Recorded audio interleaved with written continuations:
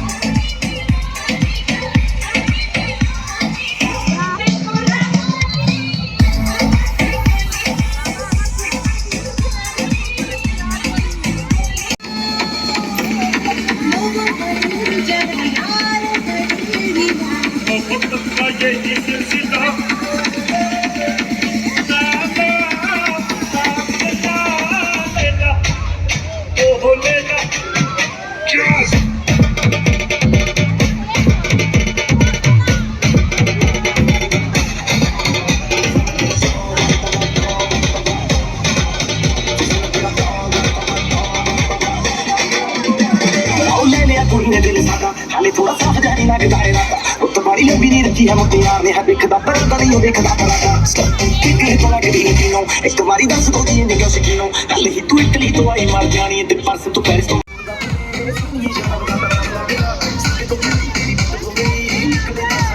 लगदा ए चुप तो